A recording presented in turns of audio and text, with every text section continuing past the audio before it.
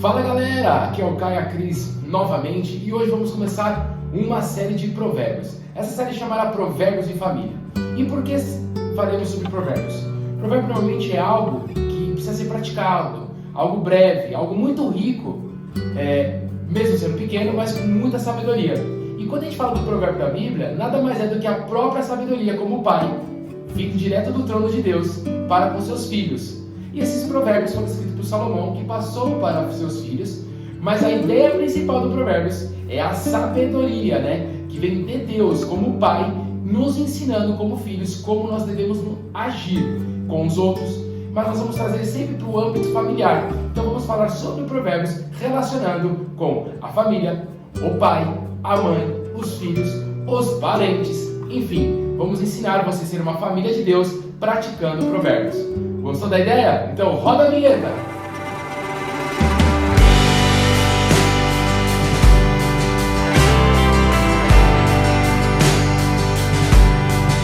Bom, depois da vinheta, eu não sei como está aqui a vinheta, mas tá legal, é muito legal falar isso. Vou soltar para a Cris para ela fazer uma breve introdução também, e aí nós vamos começar hoje com o capítulo 1, né amor? Exato. Então, oi pessoal, tudo bem? Na verdade... Desculpa amor, não demos oi pro nosso rapaz do bastidor, o nosso queridíssimo, ele, Biel. Quando eu falar assim, você põe uma palma, hein? Biel! Biel, dá oi pra galera aí. Fala galera, beleza? Já deixa o seu like aí, muito obrigado pela força que vocês têm dado, compartilhem e tamo junto, bora aprender aí. Aê. Deus abençoe. Gente, o Biel tá cada vez mais lindo. Vai. Então vamos lá, quando a gente combinou de falar de provérbios, o objetivo é a gente entender qual é o estilo de vida que Deus quer que o povo de Deus viva, porque nós somos um povo separado do mundo, Então lá em 1 Pedro diz que vocês são raça escolhida, os sacerdotes do rei, a nação completamente dedicada a Deus, o povo que pertence a Ele. E diz também que nós fomos escolhidos para anunciar os atos poderosos de Deus, que o chamou da escuridão para a sua maravilhosa luz. E esse anunciar não tem a ver só com falar, mas tem a ver com exemplificar. Ou seja, nós cristãos deveríamos ter um estilo de vida muito diferente de um pagão. Um pagão é aquela pessoa que não aceitou Jesus, que não quer viver dentro do reino de Deus. Ou até uma pessoa que acredita em Deus, mas relativiza ou vive aquilo que apenas a convém, Exato. Então, assim, nós deveríamos ter um dia a dia, inclusive, muito diferente da pessoa do mundo, da pessoa que não crê em Cristo, Isso iria gerar, inclusive, um estranhamento das pessoas ao nosso redor.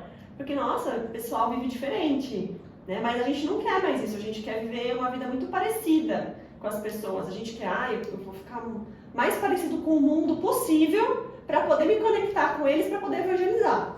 Nada bíblico, Nada bíblico. Onde Jesus quis ficar parecido com alguém do mundo para evangelizar essa pessoa. Eles usam até aquela passagem de Paulo, me fiz de fraco para alguns fracos, para ganhar alguns fracos. Olha, mas é muito diferente do contexto que Paulo estava naquele momento. Aí é uma baita desculpinha, Mas, enfim, e esse estilo de vida diferente vai fazer com que as pessoas, elas gerem inicialmente um estranhamento. Nossa, uma família tradicional, nossa, que absurdo, em pleno século XXI. Só que conforme as pessoas elas forem caminhando perto da gente, elas vão percebendo que é um estilo de vida que funciona. Porque o que eles tanto pregam não funciona na prática. É muito bonito na teoria, a teoria do amor, mas na prática não funciona. Na prática é divórcio, é infidelidade, é traição, é imoralidade, são brigas, é aquela natureza humana purinha. Então, existe um testemunho forte acerca de Cristo por trás de uma família que cumpre princípios, por trás de um relacionamento que funciona, por trás de relacionamentos com filhos que funcionam. Então, e cumprir esses princípios vai fazer com que a gente não só tenha um estilo de vida abençoado e aprovado por Deus, mas vai fazer com que a gente evite uma série de erros. Então, tem muitos erros que a gente acumula, muitas consequências que a gente acumula na nossa vida, não porque foi uma prova de Deus, não porque estou sendo provado, mas porque eu errei.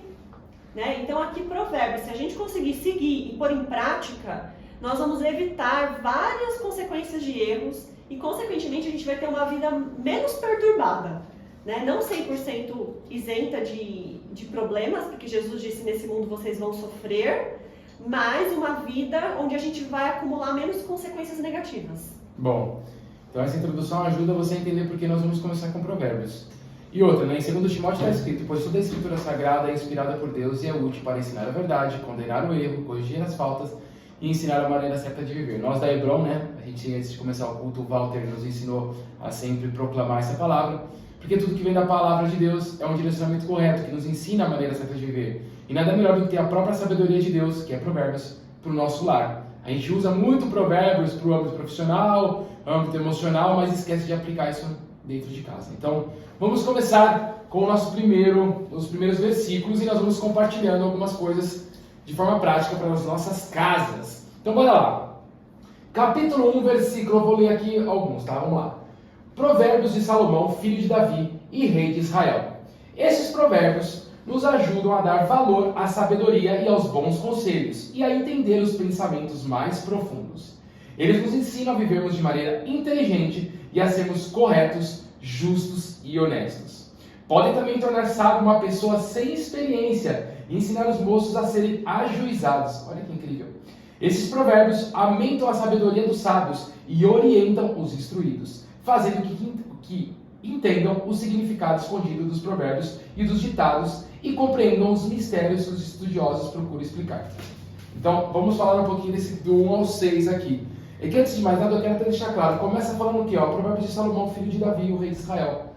Então, quando a gente vai buscar um conselheiro para a nossa família, quando nós estamos ensinando nossos filhos a serem homens de Deus, começou lá atrás. Quem escreve Provérbios é Salomão. Mas olha como começa. Salomão, filho de Davi. Quem foi Davi? Foi o homem segundo o coração de Deus. Então, logo de cara, quando nós temos a questão de conselho familiar, quando eu tenho uma educação familiar, como que eu vou transmitir para o meu filho? Cara, eu preciso ser um homem segundo o coração de Deus. Eu preciso ser uma mulher segundo o coração de Deus, né? E no 2, é muito legal que ele fala assim, ó. Isso nos ajuda a dar valor à sabedoria e aos bons conselhos, né? E a entender os pensamentos mais profundos. O que são os pensamentos mais profundos? É a questão do princípio bíblico na questão espiritual. Porque a Bíblia ela não pode ser um livro que eu leio com a minha família só para conhecer as histórias. Não é uma história em quadrinho, não é gibi do Batman.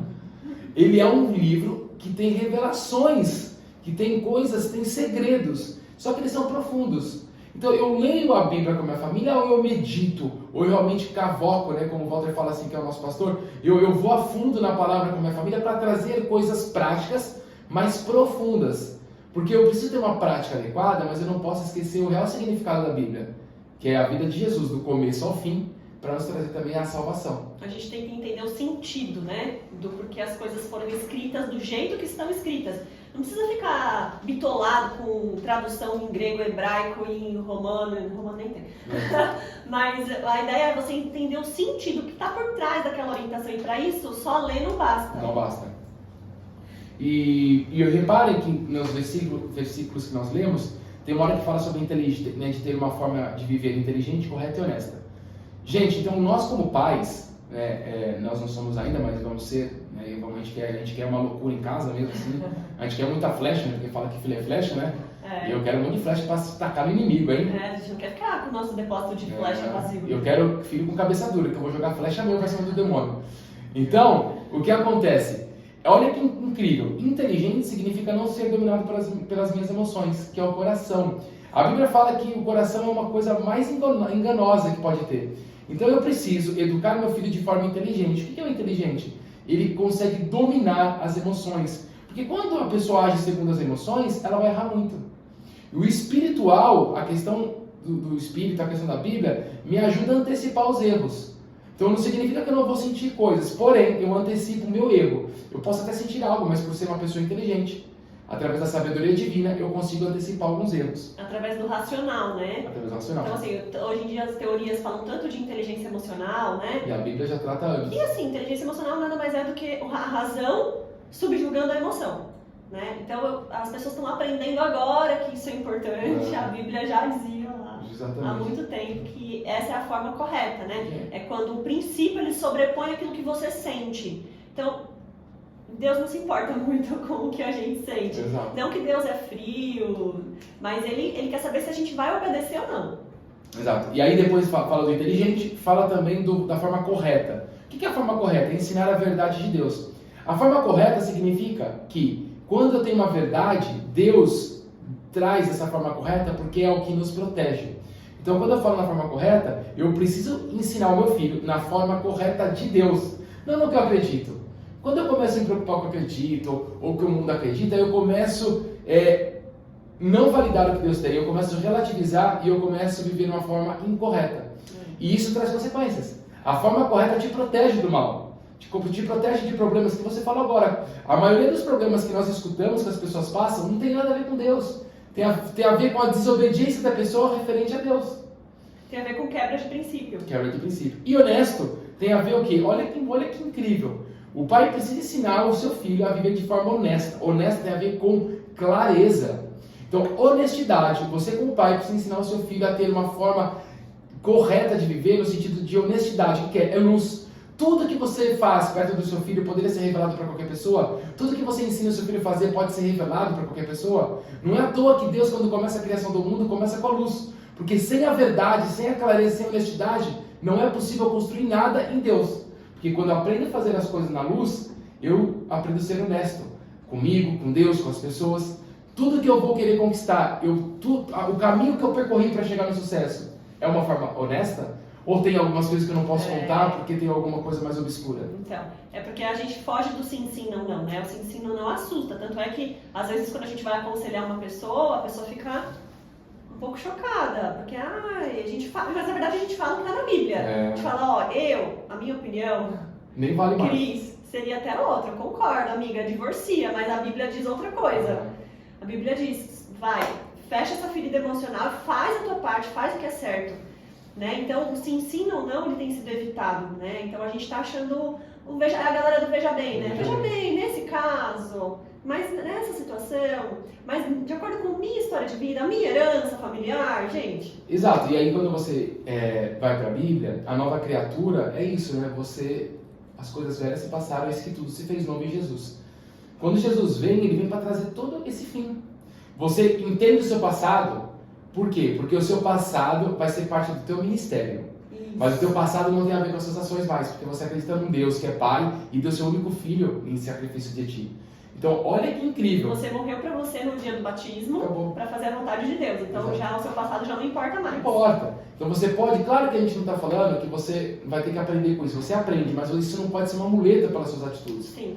Né? Então, você tem que ensinar como pai a verdade de Deus. Você tem que mostrar para o seu filho que o verdadeiro pai não é você. Porque a Bíblia não fala que filhos são heranças, ou seja, não é teu esse filho. A herança não é para você. Não, e o problema é que os pais educam para eles, né? Tem mães que se apegam aos filhos de tal jeito que perde o marido. Vira uma idolatria. Vira uma idolatria. E Deus já falou sobre idolatria na Bíblia algumas vezes. Ele é um Deus ciumento. Ele é o único Deus, ele é o único que pode ser idolatrado, porque ele é Deus. Então, quando a gente fala disso, eu tenho que mostrar, através da minha vida, o pai verdadeiro. Olha que pesado. E os pais não mostram o pai verdadeiro. Não. Os pais se colocam, às vezes, ou idolatram o filho como Deus, ou se colocam para o filho como Deus. Exato. Muito pesado. No 4, ele fala sobre... Isso aqui é muito bonito, gente, porque ele pode tornar sábio uma pessoa sem experiência. Meus queridos, quem é uma pessoa sem experiência? Uma criança. Um jovem, um adolescente. Então, olha que incrível. A criança, ela é dominada pelas emoções. A criança, ela faz o que quer. O adulto real, verdadeiro, ele é aquele que faz o que precisa ser feito. Então, quando você vê uma pessoa adulta fazendo o que quer, ele mostra a infantilidade dele. Não só espiritual, mas como emocional. Mas, eu como um pai, entendendo que a Bíblia traz as verdades, eu vou ensinar o meu filho a viver de forma sábia, mesmo na sua juventude, na sua infância. Ele tem que ser uma criança diferente das outras. Ele tem que saber o que é certo. Mas ele não tem maturidade. Gente, não subestime as crianças. Ensina. Mas ela não vai saber o que significa essa palavra. Ensina. Aquilo vai ficar gravado no coração e na mente dela. No tempo certo, aquela semente, ela vai brotar. Mas os pais, eles ficam naquele ensinamento raso do Jesus... ora para o papai do céu, né? Então, gente, a gente subestima as crianças. As crianças do passado, elas evangelizavam, elas trabalhavam fora, né? E hoje em dia a criança tá lá, aquele ser ali que até dando um exemplo, né? Antecipando, tem uma mãe que ela é católica, cristã, assim, né? E para proteger a criança, para a criança não ficar com medo de dormir, ela disse para a criança que o inferno e demônios não existem. Ou seja, a gente está mudando o evangelho para não fazer com que a criança alcance a sabedoria. Só que a sabedoria ela vai trazer, inclusive, instrução para quem ainda não tem experiência nenhuma. Ou seja, é possível que as nossas crianças sejam sábias. Tem vários casos na Bíblia de pessoas muito jovens, né? Eram muito jovens quando foram nomeados. Tiveram um encontro com Exato. Deus. Então, eu acho que a gente tem que trazer para a criança e para o adolescente, para o jovem, a sabedoria de forma prática. Então, a criança hoje, ela não tem que ser a criança que bate na criança. Ela tem que ser a que dá face. Eu tenho que ensinar, ai, mas Caio, nossa, gente, não sei o que eu estou falando na Bíblia. Então, você tem que ensinar ele a se proteger, claro. Mas como que ele se protege? Em amor. Então, ele está tendo um problema com a professora, a mãe vai resolver na escola. Não. Você vai ensinar o teu filho a amar essa professora. Toda sexta-feira tu vai levar uma fruta para essa professora. Você vai servir a professora. A maçã para a professora. Então você vai cuidar do teu filho para ele ser diferente. As pessoas têm que olhar para ele e não entender o que ele está vivendo. Isso é um estilo de vida, que aparentemente vai parecer que ele é bobo, que ele é trouxa, que estão fazendo ele de besta, né? Mas é isso, gente. Dar a outra face significa abrir mão dos seus direitos. E fazer por aquela pessoa o que ela não merece. E aí as pessoas falam, isso não é justo. Gente, vamos refletir comigo. Você acha que era justo Jesus morrer na cruz por você, por mim, por todos? Um homem sem pecado não era justo. Então, mas ele precisava, porque a missão dele é essa. A partir do momento que eu assumo ser cristão, e eu assumo como sacerdote ser cristão, a minha casa deve ser cristã, e eu preciso ensinar os hábitos corretos para os meus filhos. Então, quando eu faço isso, eu torno uma pessoa sem experiência sábia. Claro que você pode ensinar a pessoa, né, a falar, a verbalizar, Exato. A conversar, até porque a gente não quer pessoas, né, que, inclusive, na verdade, a nossa crença precisa de pessoas corajosas, que preguem, que falem, que se exponham. Mas, quando a gente fala de princípio, o princípio da vingança, ele é esse. Você não pode se vingar e ponto, né, por exemplo. Cara, pensa comigo aqui, ó. Você tá num lugar, num restaurante, aí você tem duas famílias. Uma família, ela tá bonitinha lá, né? Só que tem uma criança meio maluca, né? Porque a Bíblia fala que o coração da criança é doido, né? Então, beleza. Ela tá lá surtando, ela tá gritando, fazendo escândalo, ela não quer comer, com 7, 8 anos. E é comum, a gente só vê isso hoje nos lugares que você vai comer. E tem uma família que a criança tá lá quietinha, conversando com os pais, os pais conversando. Qual é a criança que te admira mais? É aquela criança que tá calma. O nosso filho tem que ele tem que transparecer o fruto do Espírito. O fruto do Espírito, pega a lista lá, Gálatas 5. Pega o teu filho e classifica se ele está mais nos frutos da natureza humana ou no fruto do Espírito Santo. É só você classificar. Mas para classificar o teu filho, se o teu filho está sendo assim, nada mais é fruto da tua educação. Então por isso que os pais não gostam de saber muito sobre o filho, porque dá a entender que eles estão muito errados, né? É porque, na verdade, o filho esboça aquilo que ele tem se alimentado, né? Aquilo que ele tem recebido. Então, se ele tem exibido muitas ações da natureza humana, muita birra, muito egoísmo, muito autocentrismo, é sinal de que ele tem sido alimentado com aquilo também. Então, é uma crítica aos pais, né? Por isso que os pais não gostam de ouvir o feedback dos filhos, porque, querendo ou não, aquilo é uma crítica ao próprio ego. Então, na verdade, não é que ele super protege o filho, ele se super protege, porque ele sabe que aquilo vai apontar para ele uma falha de caráter, né? E aí, o que acontece? Que os pais falam assim, isso é coisa da idade, da fase. Tá mostrando que não. Porque se você tem uma pessoa sem experiência e pode ser sábia, significa que a coisa da fase é a fase de você ser um péssimo pai. É a fase de você ser uma péssima mãe que isso acontece. Porque a Bíblia não traz isso. Gente, a paternidade não é algo difícil, desculpa. É trabalhosa. É verdade. Paternidade, ela não é difícil, porque só é difícil para quem, deixa eu explicar para vocês. Tem um livro que só fala de paternidade, gente, chama Bíblia. Se você ler a Bíblia, não é difícil, as orientações estão lá, só que dá trabalho. Dá trabalho porque a sugestão que a Bíblia vai dar é contra aquilo que a gente quer, né, como homem. Difícil é quando você não tem informação. Quando você tem informação, ela dá trabalho. Sim. É simples assim.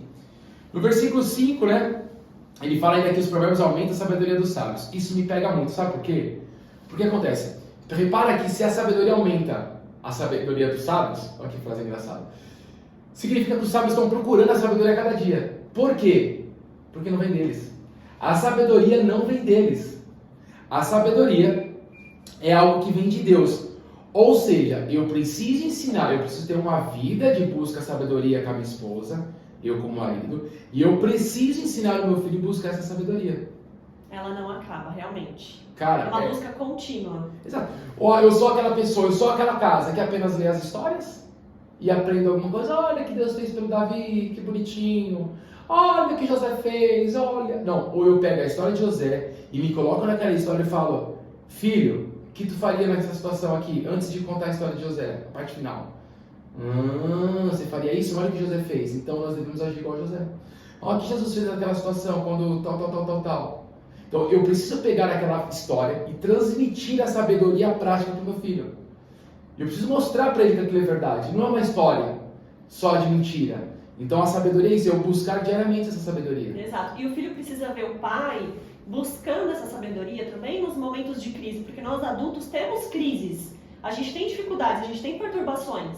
Então nosso filho, ele precisa olhar pra gente e ver, nossa, minha mãe está controlando o trabalho e ela está buscando direção de Deus para saber de Deus o que ela deve dizer, o que ela deve fazer, se ela deve ir, se ela não deve ir. Ou seja, a minha mãe, que sabe de tudo, né? Porque para criança o pai e a mãe sabem tudo, ela precisa de Deus. Se a minha mãe precisa de Deus, eu preciso. Então logo você vai ver uma criança que vai começar a buscar a Deus para os pequenos conflitos dela. Exato. Vai começar a perguntar para Deus o que ela tem que fazer quando ela brigar com o amiguinho. Vai começar a perguntar para Deus o que ela deve, se ela deve ou não deve ir na festinha. Exato. Né? Então, aí pronto. Aí é onde você está apresentando o Pai divino para o seu filho. É onde ele começa, inclusive, a ir direto a Deus. Esse é o ministério da paternidade. Exato. É encaminhar o teu filho no caminho do Senhor. Fala a Bíblia, leve o teu filho no caminho. Porque assim, depois ele vai ter que ir no caminho. Se você não apresentou Jesus e Deus como pai, você não está levando ele no caminho. Não. O objetivo do pai, da paternidade, que é o primeiro ministério que nós temos como família, são os nossos filhos, é encaminhar ele no caminho do Senhor para que ele conheça esse pai que nós conhecemos. Mas se você não conhece, provavelmente o teu filho não vai conhecer. E aí conhecer tem a ver com experiência, né? Que já falou, antes eu te conhecia de ouvir falar, agora eu conheço porque eu ando contigo. Então a criança, se ela começar a ter esse tipo de contato, de comunhão com Deus logo cedo, ela vai começar a ter experiências com Deus logo cedo. E aí quando ela chegar na adolescência, ela não vai passar por aquela fase de dúvida, porque a adolescência começa a criticar tudo aquilo que é abstrato, né? Ai, Deus existe? Sim. Ai, será que é verdade isso? Ai, será que eu sou quem eu aprendi que eu era? Então, mas se ela já tiver experiências com Deus, ela já chega na adolescência professando a fé dela e fazendo a diferença. Porque hoje em dia o adolescente cristão, ele fica no limbo. Ele cresce ouvindo as histórias bíblicas, gostando de Deus, gostando de ir para a igreja. Chega na adolescência, ele passa por um período longo de dúvida até que ele volte. E por que isso? É da fase? Não, é porque provavelmente essa criança não teve experiências reais com o Todo-Poderoso. E a experiência, o que é a experiência? Tem coisas sobrenaturais, no sentido de você viver coisas sobrenaturais, mas a maior experiência que você pode ter com Deus é você obedecer e viver as consequências da obediência. Os benefícios. Essa é a maior... Todo mundo fica procurando, né? Que venha fogo, né? Que Elias vai tacar fogo na tua casa. Língua, exatamente. O que você quer? Exato. Quer fazer um monte de coisa. Gente, a maior experiência que tem é você viver as consequências de uma vida obediente a Deus. Porque você vive o sobrenatural na terra, algo palpável. Porque quando você vive isso, esse é o ministério que vai convencer as vidas. E você começa a ter prova de que o que está escrito funciona. Exato. Opa, peraí, eu fiz isso e me dei mal. Eu desobedeci e me dei mal. Não. Eu obedeci e me dei bem. Ou seja, funciona. Então eu paro de questionar se a Bíblia deve ou não deve ser seguida. Eu não estou falando que você não vai buscar coisas espirituais, orar em línguas, não estou falando isso. Eu só estou dizendo que a gente busca muito alguns milagres e esquece de viver o milagre palpável, que é: eu entendo Deus como Pai, obedeço e vivo as consequências dessa obediência. Esse é o maior milagre, que é a transformação do meu caráter. Bom, eu vou para o versículo do 7 ao 9 aqui agora, galera. Para ser sábio, adoro essa parte. Para ser sábio, eu preciso primeiro temer a Deus, o Senhor. Os tolos desprezam a sabedoria e não querem aprender. Meu filho, escute o que o seu pai ensina e preste atenção no que sua mãe diz. Os ensinamentos deles vão aperfeiçoar o seu caráter, assim como um belo turbante ou um colar melhoram a sua aparência. Ai, gente, que coisa mais linda, né? Nossa. Bora lá. Então, a primeira coisa do 7, versículo 7, é que esse versículo ele precisa ser inserido dentro de casa todos os dias. Cara, o que é temer a Deus? Não, é impossível você ter uma sabedoria sem temer a Deus. Está dizendo que a primeira coisa que você precisa para ter sabedoria É temer a Deus. Temer a Deus é aceitar Ele como Pai e não relativizar suas ordens. Eu entendo Ele como Pai e o temer significa obedecer. Obedecer é porque eu sei o que Ele tem o melhor para mim e eu sei que não obedecer me traz péssimas consequências. Galera, as pessoas confundem um pouquinho o que é sabedoria e o que é inteligência, tá? A inteligência, né, eu acho que, primeiramente, né, a inteligência, o que é inteligência? A inteligência humana ela pode te ajudar em vários momentos da sua vida. Então, o Biel está lá hoje super inteligente, ele que fez isso tudo acontecer, com a sua inteligência. São os processos cognitivos, né? Que Exato. Trabalham a favor da nossa sobrevivência, do nosso sucesso, do nosso É uma capacidade que Deus deu e Ele está usando a favor do reino, ok? Beleza. Mas a inteligência às vezes vai te ajudar a sair de um problema. Vai te ajudar. Porém, a sabedoria quando buscada, ela faz eu não entrar nesse problema. Então as pessoas se sentem muito inteligentes e está tudo bem se está em algum problema. Só que a sabedoria te evitaria provavelmente uns 70% dos problemas que você está vivendo. A inteligência faz você sair 100% deles? Pode ser que não. Mas a sabedoria vai te evitar muito problema. Porque se você ouvir da fonte, provavelmente você vai evitar os erros, né? A Bíblia diz que a pessoa obediente, tudo aquilo que ela faz dá certo. Se é tudo aquilo que ela faz dar certo, é porque ela está ouvindo de alguém que já viu o futuro, que já sabe como funciona. Exato. E um dos erros também muito grande é falar que a minha família teme a Deus. Porque eu frequento um culto, frequento um PG, né, dizimo, faço alguma coisinha na igreja. Cara, isso são atos religiosos. O temer a Deus é viver uma vida inteira, não ter vida secular, não ter práticas no qual Deus não vai se desagradar. Então, se eu tenho uma vida ok, mas frequento lugares errados, eu não estou sendo temente a Deus. Não. Tá faltando temor, né? Está faltando temor, porque ainda há áreas da minha vida que eu frequento, eu pratico coisas que Deus não se agrada. Sim. E eu falo, mas tá tudo bem, porque eu faço tal coisa. Então você não entrega de coração tudo aquilo para Deus. É que nem a história do moço rico. Jesus foi falando e ele falou, eu pratico tudo. Aí Jesus disse para ele assim, então vende tudo e dá para os pobres. Ou seja, tem alguma área da tua vida que às vezes Deus não está atingindo, porque não há uma entrega real. Temer a Deus é entregar a sua vida 100% para Cristo. Me lembrou aquele processo que o Fausto explicou uma vez numa pregação, que ele falou sobre as etapas, né, de quando você conhece alguma coisa da palavra. Então ele disse que a primeira etapa é conhecer, né? Então você precisa ouvir falar, você precisa ler. A segunda é compreender. Então vem uma reflexão, eu medito, eu imagino, eu começo a pensar na minha vida, né? A terceira é concordar. Então eu concordar e falar, tá bom, é verdade. É praticar, né? Isso aqui é melhor do que o que eu vivo. Eu concordo que eu quero viver isso. A quarta, então, é praticar. Você só pratica depois que você concordou, ou seja, você se rendeu àquela verdade. E aí, depois que você pratica, você ensina.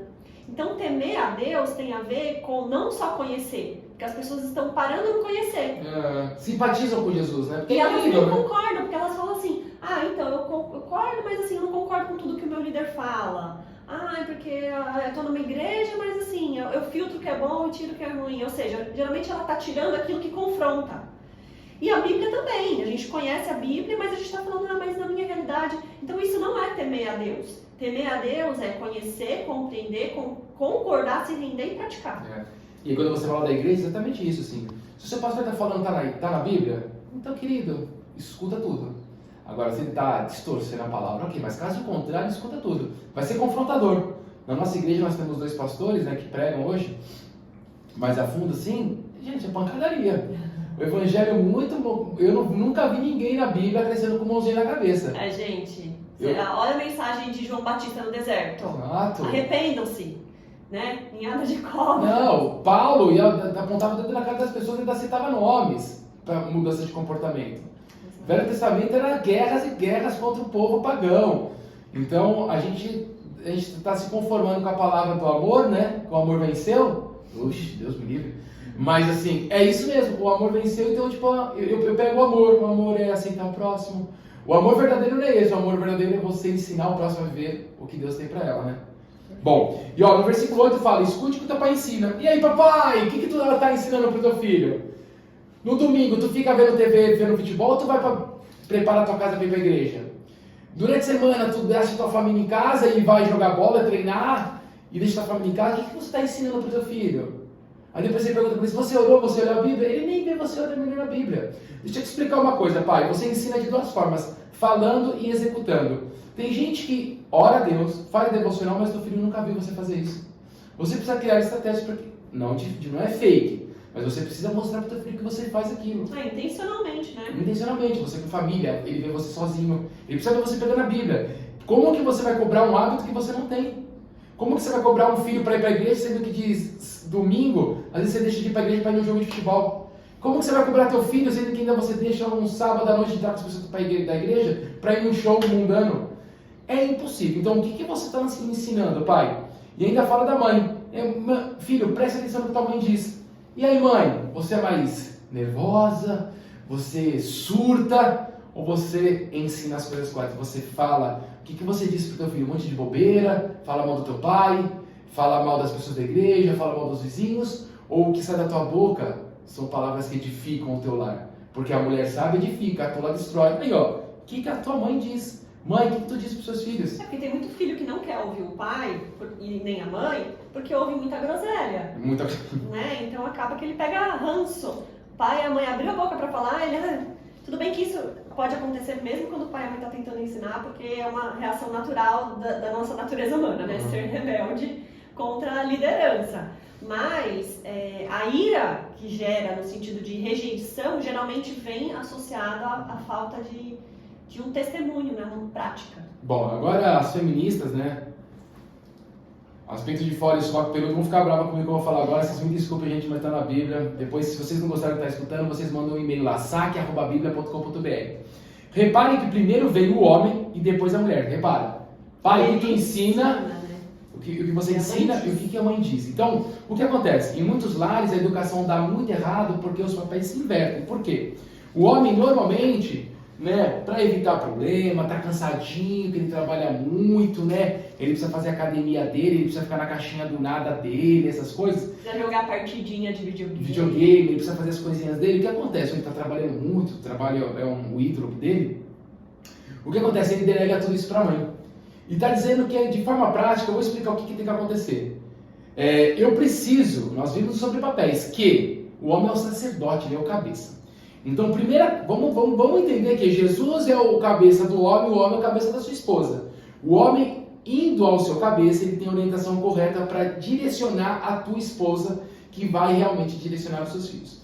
O pai vai ensinar o caminho correto para o seu filho, vivendo esse caminho e ensinando com palavras e Bíblia.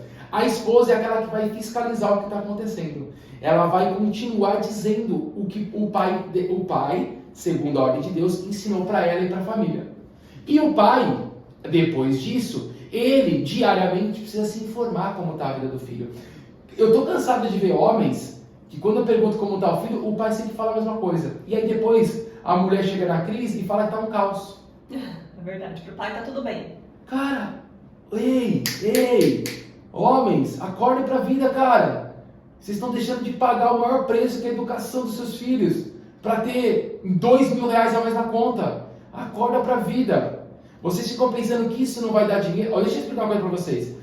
É caro ter filho, é 2 bocas para comer, 3 bocas para comer. Mas é muito braço e perna para trabalhar. Se você educar o teu filho de forma correta, olha que incrível. Quando você educa da forma correta, você é árvore para o seu filho. O que é árvore? Fruto e sombra. O que é fruto e sombra? Alimento e descanso. Quando você é de verdade isso para o teu filho, através da palavra de Deus, você plantou isso na vida do teu filho. Sabe o que vai acontecer na tua velhice? Ele vai ser árvore para você. Ele vai ser fruto e de sombra para você. Então a gente esquece disso. Então o homem ele precisa orientar e fiscalizar com a esposa o que está acontecendo. Porque em algum momento, você como pai vai precisar intervir. E é isso que você falou, me fez até lembrar, assim, a questão da superpopulação, superlotação nos asilos, né? Nossa. Então hoje em dia a gente vê uma geração de idosos sendo abandonados. E aí quando a gente vai olhar para a história de vida de muitos deles, eles abandonaram os filhos. E aí culpam os filhos. Eles negligenciaram os filhos. E aí, eu não estou falando que isso é certo, mas eu estou falando que é uma resposta natural dos filhos, né? Nós como cristãos, lembra, a gente não vive na linha da honestidade e da justiça humana. A gente tem que viver um patamar acima, é o que a gente aprende com o Walter, né? Então, a gente, se o mundo trabalha aqui, a gente tem que trabalhar aqui, que é a regra de Jesus. Mas é uma resposta natural você corresponder a pais ausentes com ausência. Olha que incrível, fala assim, né, para os filhos, ó, os ensinamentos deles, né, do pai e da mãe, vão aperfeiçoar o seu caráter, assim como um belo turbante ou um colar melhora a sua aparência. Pais e mães, deixa eu falar, vocês podem até fingir pra gente, né, que vocês educam bem os filhos de vocês, mas sabe quando que a gente percebe que vocês educam? Quando o comportamento do seu filho, no âmbito social, no âmbito da igreja, na escola, é belo. Vamos supor, quando você se sente muito mal, você está meio mal vestido, está cansado, não tomou banho, você não quer sair de casa. Você vai passar vergonha. Quando você está bonito, elegante, cheiroso, você quer sair de casa. E é a mesma coisa com seus filhos. Se vocês estiverem num processo educacional, até evitem sair com os filhos de vocês. Vocês precisam treinar mais em casa. Eu vejo vários pais passando vergonha num restaurante, não conseguem concentrar uma criança sentada numa mesa, gente. Não sai de casa, treina em casa. Você já treinou na sua casa isso? Toda a área, na verdade, que você vê a sua criança agindo mal na frente dos outros, seja deixar de responder, seja responder mal, você precisa corrigir. Não se acomoda com, é o jeitinho dele, ele é tímido, ele é assim mesmo, é que tá com sono. Deve ser mal educado, né? Não, identificou uma falha, um desvio, é um desvio. Porque o povo de Deus tem que ser o quê? Cordial, educado. Então, se ele não está conseguindo ser essa criança, você precisa buscar estratégias para treinar ele. Ninguém está falando para o seu filho ser totalmente extrovertido. Não. Mas o bom dia, educação, dá oi. Tem gente que na igreja, eu vejo na igreja, como a gente só anda na igreja agora, né? Então, cara, eu vejo, tem criança que não cumprimenta a gente. E o pai fala assim, ele é assim mesmo. Não, ele é mal educado. Volta, moleque, cumprimenta aí. Exato. E os pais deixam achar normal. Não é normal. Não é normal. Porque daí é a fase. Ele é assim, aí na adolescência porque é adolescente, aí na vida adulta porque trabalha muito. A gente sempre vai colocando justificativa pra gente não ser quem a gente tem que ser. O Walter esses dias pregou, gente, vocês têm que escutar essa pregação sobre o cinismo. Isso é o cinismo. O cinismo te dá uma boa desculpa, entre aspas, por uma atitude errada. E os pais são campeões de fazer isso. Eu espero não fazer isso. Bom, gente, e ainda nessa parte, olha que incrível. Eu tava refletindo sobre essa parte da beleza. E uma das bíblias que a gente tem diz assim, ó. Aqui percebemos claramente que os ensinamentos precisam ser belos, ou seja, como um adorno de graça sobre a cabeça e um colar. E esse se usa no pescoço. E o legal que nessa Bíblia que eu estava lendo é que os colares de ouro ao redor do pescoço indicam dignidade e cidadania. Então eu preciso ensinar o meu filho a viver de uma forma digna.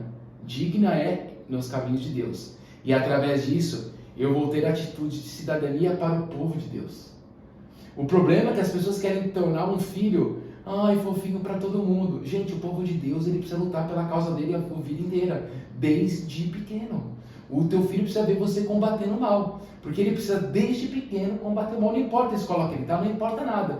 Ele precisa ver uma vida digna a Deus, né? Ou seja, nos princípios de Deus, em prol da cidadania cristã. E muitos querem viver o filho na cidadania mundana. Participa do Halloween, participa do carnaval que é bonitinho, faz um monte de coisa da nação, porque é bonitinho, porque faz parte, todo mundo está fazendo, eu preciso fazer a média. O social, eu frequento ambientes errados, eu vou na festa de amiguinhos que é uma baladinha. Os pais não estão criando os filhos como estrangeiros. Gente, se a gente tiver essa mentalidade que eu sou estrangeiro, ou seja, eu tô aqui de passagem, um estrangeiro, ele não vai se amoldar à cultura daquele local, porque ele só está passando, é uma breve passagem. A criança também tem que saber que a vida dela, embora esteja aparentemente começando, porque a gente não sabe, ela está aqui de passagem, né? E ela precisa se tornar uma cidadã do reino do céu, né? Primeiramente. Cris, lê aí um pouquinho pra gente, vai. Eu vou ler, mas você já leu o 8, né? Eu queria falar algo sobre o 8, que é a questão do caráter, né?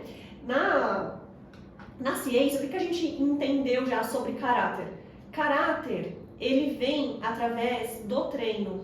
Então, uma personalidade. A personalidade é dividida em 2 blocos. Temperamento e caráter. Temperamento é aquilo que eu herdei, é herdável, vem na minha carga biológica. Em geral, é aquilo que me faz parecido com os meus pais desde pequeno, sabe? Então, tanto características físicas quanto de personalidade também. Só que grande parte da nossa personalidade é formada pelo nosso caráter. E o caráter, ele é treinado em casa, nos ambientes que a gente frequenta. Né? Não só em casa. Sim. Porque eu sou uma criança que já estou indo para a escolinha desde cedo, tudo aquilo está formando o meu caráter. Né? E aí, gente, é no caráter que mora a moral. Né? Então, quando aqui a gente fala sobre os ensinamentos vão aperfeiçoar o meu caráter, os ensinamentos do pai e da mãe, os ensinamentos bíblicos do pai e da mãe, vão introjetar nessa criança uma moral elevada. Né? E o que é moral? Moral são ações internas, são motivações internas que se externalizam através daquilo que eu faço e a forma como eu me relaciono. Então, quando a gente fala uma pessoa imoral, né, o que a gente está falando? A gente está falando que é uma pessoa que é mal intencionada, ou que produz más ações, ou que tem problemas de relacionamentos. Então, os ensinamentos, olha que pesado, vão fazer com que essa criança tenha uma boa moral. Ou seja, ela não só vai deixar de praticar ações que prejudicam o próximo, mas ela também vai ter boas intenções no coração. Ela vai ter boas motivações puras, porque Deus fala, sejam puros. O que é isso? A pureza, ela tem que crescer na nossa vida. Eu começo deixando de pecar, muitas vezes obrigado. Ah, não pode mentir? Então não vou mais mentir. Mas eu queria mentir. Né? Só que essa pureza tem que ir crescendo de um ponto que mentir pra mim já me fere, já me deixa triste, já me deixa culpada, já me coloca no lugar do outro. Então, os ensinamentos verdadeiros mudam o caráter e a moral da criança. Então, por isso que não pode faltar ensinamento bíblico diariamente dentro da casa. Sim. Lê pra gente aí, Cris, os versículos 10 e 14. Filho, se homens perversos quiserem tentar você, não deixe. Eles poderão dizer, venha, vamos matar alguém, vamos nos divertir atacando pessoas inocentes. Estarão vivas e com saúde quando as encontrarmos, mas nós acabaremos com elas. Acharemos todo tipo de riquezas e encheremos as nossas casas com as coisas roubadas. Venha com a gente, que nós repartiremos o que roubarmos. Gente, isso aqui dá pra gente falar um pouquinho rápido, mas olha que incrível.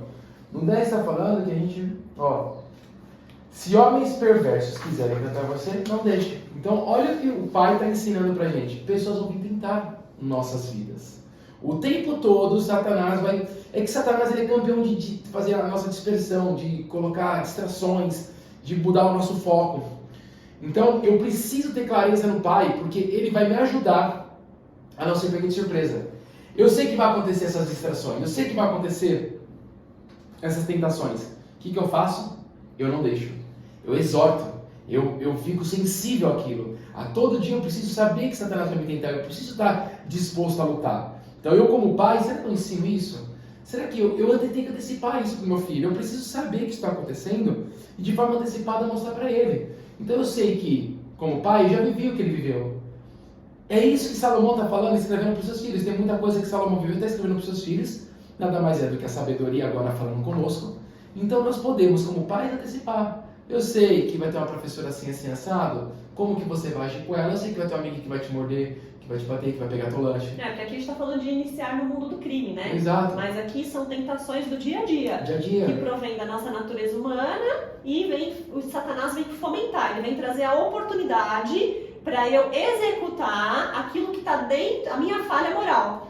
Então, mas olha que louco, é que eu pego para o mundo da criança, mas quando essa criança vir adulta, ela vai fazer isso aqui.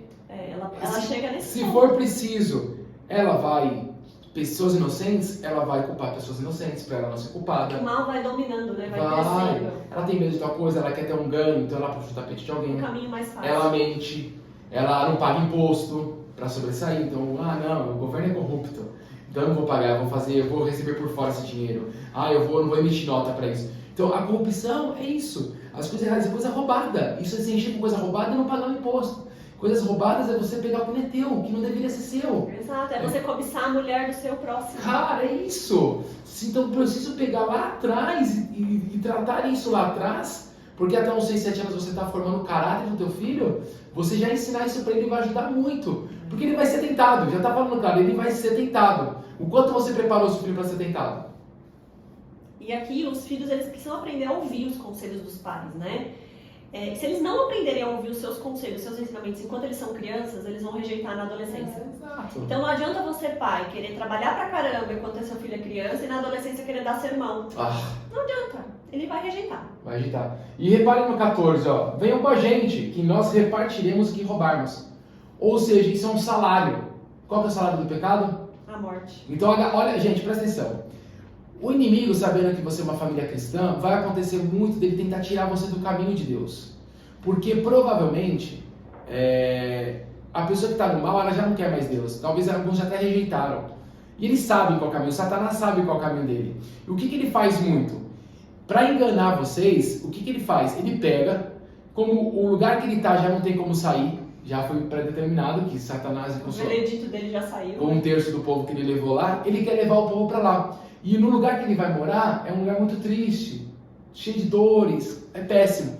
Então ele faz um caminho com muito sucesso, um caminho com coisas que vai te agradar, um caminho fácil, que você pode mentir um pouquinho, que você pode trair e não contar para ninguém, que você pode roubar, você não precisa pagar imposto, porque realmente o governo é corrupto. Dá o seu jeitinho. Você pode falar mal da outra pessoa, porque todo mundo fala mal de você.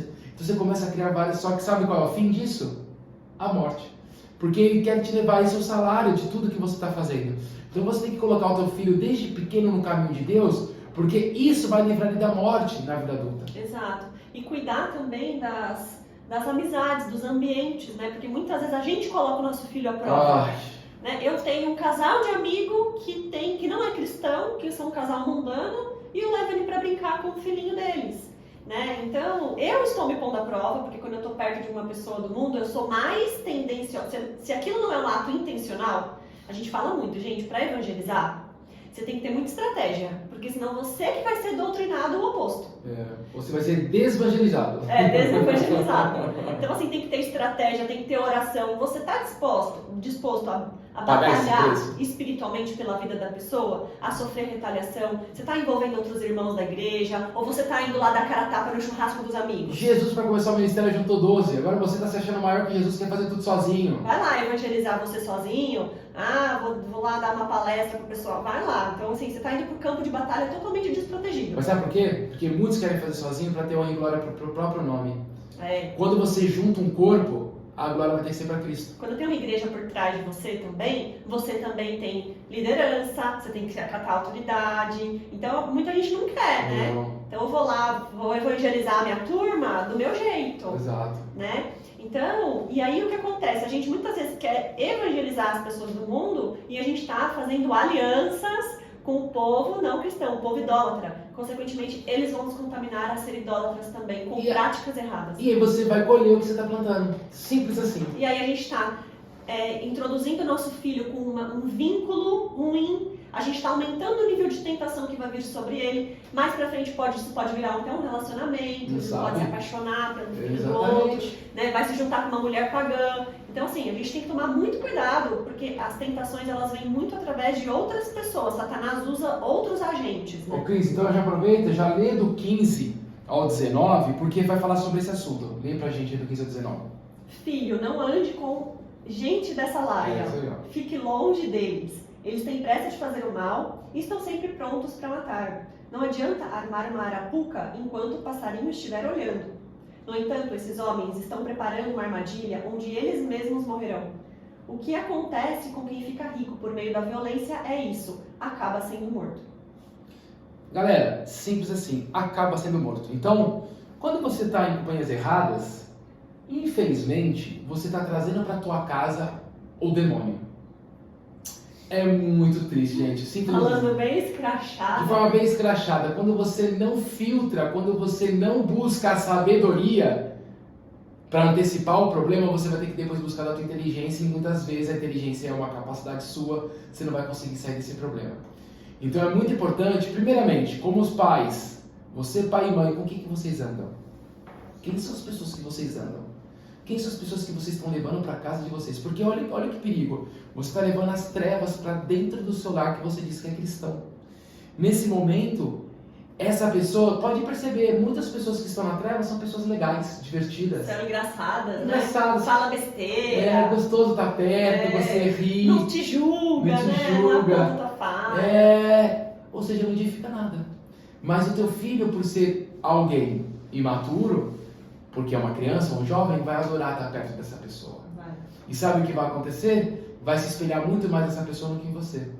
Então, primeiro, você tem que ensinar o teu filho o caminho correto, de forma muito concreta, para então, num propósito de evangelizar, vocês como família, orando, o seu filho sabendo o que está acontecendo, de forma proposital, vigilante, a família inteira em prol daquela família, a família inteira ora, não é você que ora sozinha, a família inteira, a criança com 6, 7 anos vai estar orando por essa vida, essa criança com 6, 7 anos, até menos, vai estar sabendo porque essa pessoa está indo em casa, está sabendo porque nós estamos indo em tal lugar, porque uma vida com propósitos é isso, onde eu vou, com quem eu converso, tem que ter um propósito, propósito para o reino, se não tem, eu não devo andar, eu não devo fazer. Ah, é muito legal, você vai ter um encontro lá com a pessoa da igreja. Vai ter algum propósito? Ah, errado? Não é errado, mas você poderia descansar para você poder fazer outra coisa com um propósito melhor. Então a gente se perde muito nesse momento, até na igreja, volta ainda falar outra, até na igreja. A gente está conversando com pessoas que a gente deveria conversar. Porque muitas vezes o propósito vira social, né? Vira social. E a comunhão, ela precisa. Mas não é essa comunhão de festinha, né? Comunhão é comprometimento, né? Com a realidade material, espiritual e emocional de alguém. Não é só encontrar para comer. É isso aí. E aí tem aqui o último bloco, né, de Provérbios, que é do versículo 20 ao 33, que a gente não vai ler, mas ele diz, né, ele começa dizendo que a sabedoria, ela tá gritando, ela tá, na verdade Deus, né, a voz de Deus, o ensinamento de Deus estão gritando, estão procurando as pessoas para ouvi-lo, para aprender, ele tem convidado, ele tem gritado, estou me esgoelando para vocês ouvirem o que eu tenho para dizer, mas vocês não querem. E aí que está o papel do pai. Os pais se esforçam, se esguelam, gritam sobre a sabedoria de Deus? Ou não, eles deixam, eu não vou comprar essa briga, não vou corrigir porque vai dar trabalho, não vou falar nada porque, coitado, senão piora. Eu já vi pais falando, nem vou falar nada que senão ele piora. Gente, o cabeça é a criança. Esse é o tipo de briga que a gente tem que comprar. A sabedoria divina nos orienta a trabalhar em prol de algo, que é o reino e a salvação da nossa casa. Então, cara, como Noé fez no passado, ele estava falando para as pessoas e as pessoas não estavam escutando. Mas mesmo assim, mesmo no momento que o teu filho não está escutando, como que você age quando o teu filho não está escutando? Cara, eu preciso estar o tempo todo falando, eu preciso ter essa paciência, porque eu sei que talvez a salvação do meu filho está relacionada ao meu comprometimento como pai. Se eu deixar de lado, provavelmente ele vai levar assim o evangelho também. Então, como sabedoria, que é Deus falando com seus filhos, eu como pai preciso dessa sabedoria para falar o tempo todo com os meus filhos. Porque vai chegar uma hora que pode ser que não dê tempo.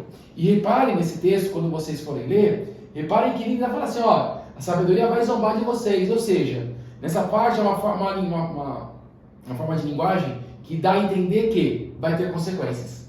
Então a falta se o pai ensinando o filho não querer a falta da correção vai ter consequências. E o pai precisa deixar essa consequência acontecer. Muitos pais querem pegar consequências dos filhos para eles, né? É um problema na escola, é um problema na faculdade, é um problema no trabalho, é um problema financeiro. O filho está gastando cartão de crédito para estar lá pagando. Cara, tem muitas coisas que o pai está fazendo totalmente errado, totalmente contrário às vontades de Deus. Porque a sabedoria, ela está lá para, quando eu sei que eu transmito a sabedoria de Deus, o que o meu filho decidir, ele que vai colher.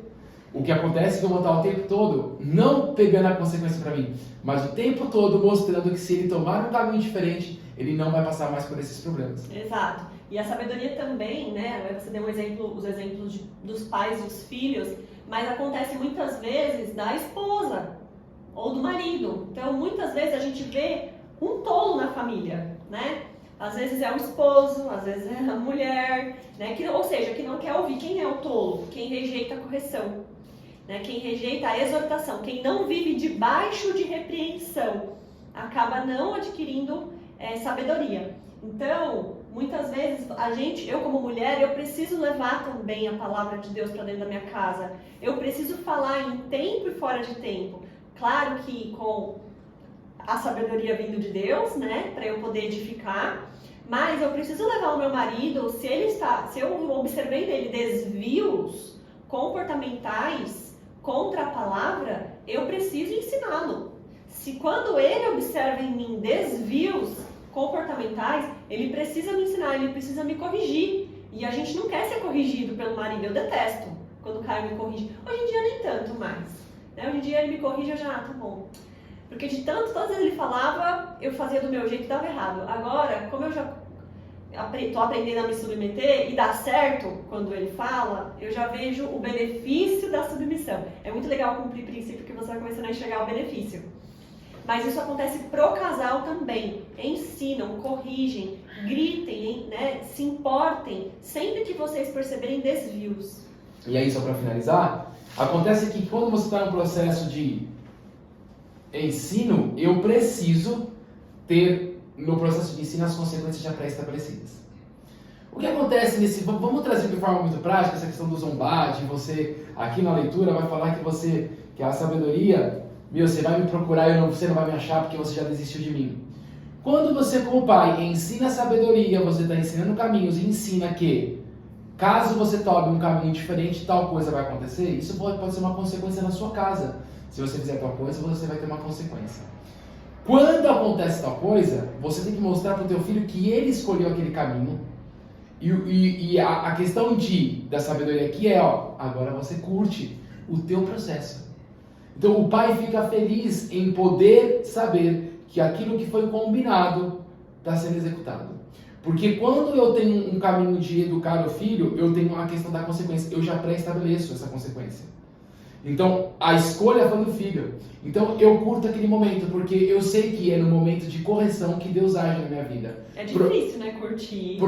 Mas por que eu tenho que curtir? Porque eu provavelmente, da mesma forma que Deus fala comigo no sofrimento, no meu processo, é a hora que Deus vai falar com o meu filho no processo dele. Então, é a chance de eu me alegrar com a consequência correta, sabendo que há um Deus. Se eu sei que eu estou no caminho e estou educando corretamente, aquele momento vai ser importante para ele. Deus permitiu aquele momento para que ele tivesse um encontro com ele, para que ele aprendesse algo. O problema é que a gente não deixa as crianças viverem as consequências. Eu tenho que ter prazer na consequência do meu filho. E não é um prazer de tirar sarro, mas é um prazer de saber que é uma grande oportunidade para o meu filho ter um momento com Deus, de aprender algo divino. Na verdade isso, olha, vai para todo mundo, porque em geral nós vemos pessoas dentro da nossa família no deserto. Né? E, gente, deserto é uma coisa que é muito individual. Eu lembro da época que eu tava muito mal, porque eu tava tentando engravidar, não conseguia. Foi na fase que eu fiquei mega ansiosa. E eu falava pro Caio, eu tava sofrendo, eu tava maluca. Ele, calma. Tá não, de Deus. Então, assim, parece que o outro não consegue compreender o nosso sofrimento. Então, o deserto é uma coisa muito individual de cada um. Então, Deus, ele vai trabalhar de forma individual. Com o marido, com a esposa, com os filhos.